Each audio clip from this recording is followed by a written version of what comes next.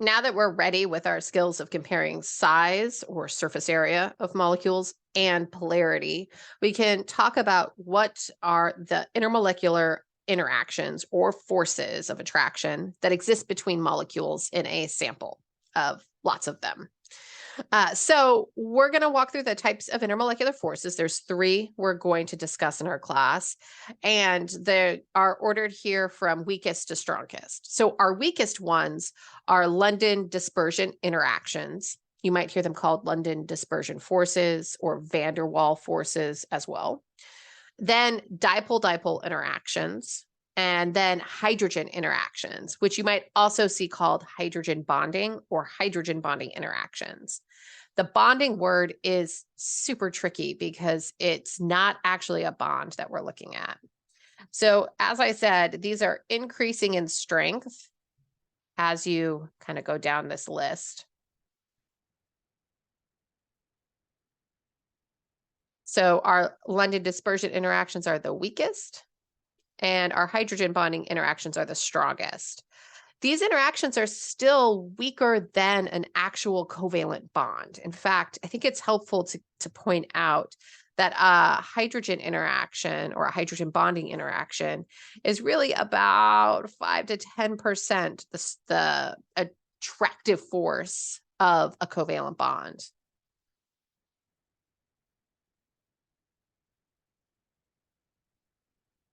Let's start with London dispersion interactions.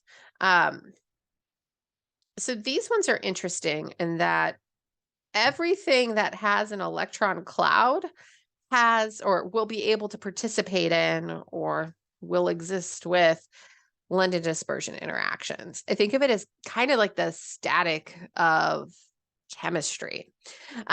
Basically, anything with a cloud of electrons can actually kind of shift where those electrons spend more or less time based on what's around it.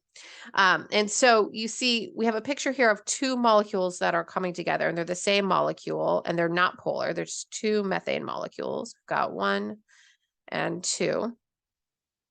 And as they come near to one another, we create the electrons kind of distribute themselves. So that way they create an area of the molecule that is partially positive that will overlap or not overlap, sorry, interact with a molecule that is nearby that'll create kind of a partial negative region right here.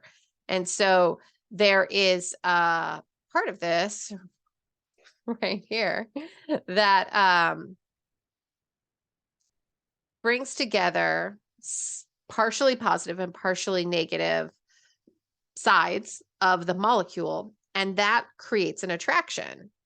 And so remember, we have those opposites attract rule, which is Coulomb's law. And so if a partial negative and a partial positive charge exist in a molecule, they'll be attracted to one another. And because like charges would repel and opposite ones are attracted. And so even though this molecule doesn't have a dipole moment, it has a perfect distribution evenly of electrons around it, as it approaches another one, it creates a spontaneous and temporary dipole moment or distribution of electrons that's uneven, just to create a little attraction between the other molecule. And then it changes. So as it's interacting with things around it, it's always creating these little London dispersion attractive forces in between the molecules. And they are basically they're in everything. And so I like this picture here because it kind of shows it as being the static that moves, right? So we create these opposite dipole moments as these molecules come close together, but it can also move around, right? And change and shift which one is which, rather than being just static and unchanging.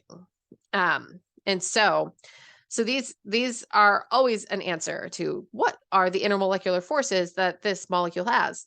Probably at least London dispersion forces, unless it is just a proton, like a H+ ion floating in like space. And so how we determine which molecule would have stronger of these London dispersion interactions or weaker interactions is really based on their size. And so that's why we practice comparing size and surface area. The more surface area a molecule has, if it gets bigger, the more points it can interact with other molecules around it. And so it will have more of these spontaneous kind of dipole interactions that are temporary, the bigger it is, just because more things fit around it and will be near it. So it kind of loves a crowd sort of situation. And so to determine which molecule has the highest number of London dispersion forces, we're going to just look at which one has the higher surface area. And so these are the same molecules we looked at in our example, and we determined here that between these first two, benzene had the highest or the largest surface area, and so it was the biggest in size. And so this benzene molecule would have stronger London dispersion interactions, and I'm going to abbreviate that LD for London dispersion. Whereas the CH4, that one's going to be weaker. When we compare our two that have the same number of carbons, we decided that the molecule that was structured as a chain rather than balled up into a circle would have the larger surface area. And so it's going to have stronger London dispersion forces between these two. So the larger molecule has larger or stronger London dispersion interactions between it, just because it's going to bump up against more molecules.